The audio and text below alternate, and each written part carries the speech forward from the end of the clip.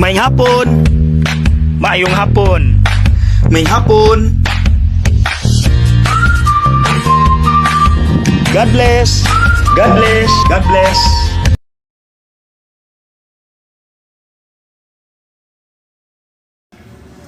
Maayong hapon.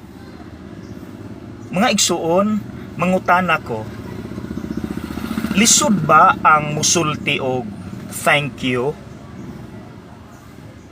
Sigurado ko mutubag ta. Dili man, Father.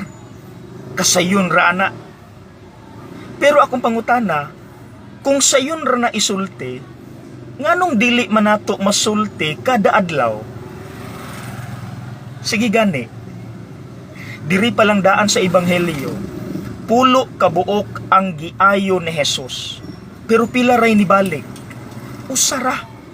Sayon ra man ka na, thank you. Pero nganong dili man masulti? Another example, mga anak diha nga naminaw karon. Pila ra kaha ninyo ang gasulti ug salamat pa sa inyong sakripisyo nga gibuhat kada adlaw para namo. Honestly, pila ra? Siguro na imuingon nga ginikanan, Father, ang among anak nagpasalamat man, nangumusta pagani. Pero abi nimo, Father, pag human nilag pasalamat or pangumusta, naaman di ay tuyo, mangayo man di ay kwarta. How about wala tay tuyo, mga anak? Dili ta kasultig thank you, sayon na makana isulti.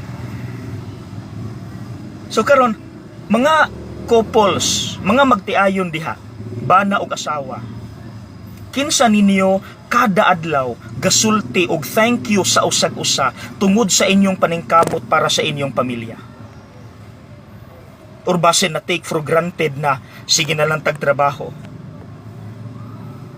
So I suggest, sige gani, sugod karong adlaw, why not make it a habit to say thank you sa tanang tao nga dapat pasalamatan, and take note every day, kada adlaw.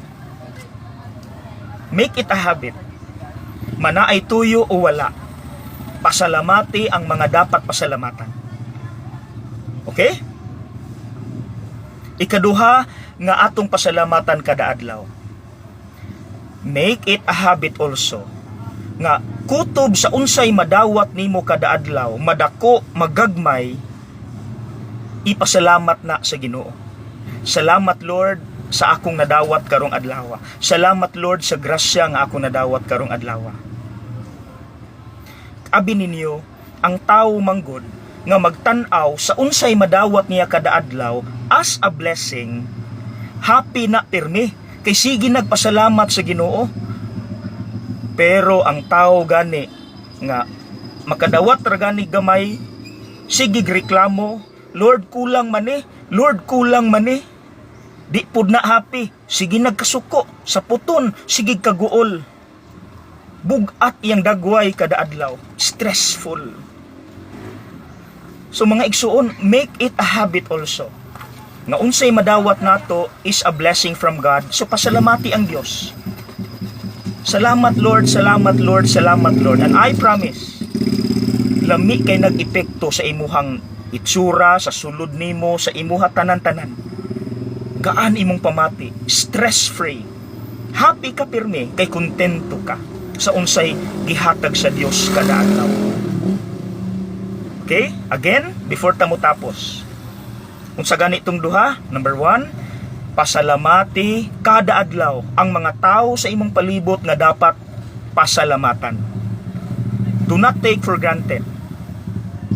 Okay? Number 2, pasalamati ang Dios sa tanan na imong madawat kada adlaw. Madagko, magagmay, because everything is a blessing from God. Thank you, Lord. Salamat, salamat, salamat. God bless.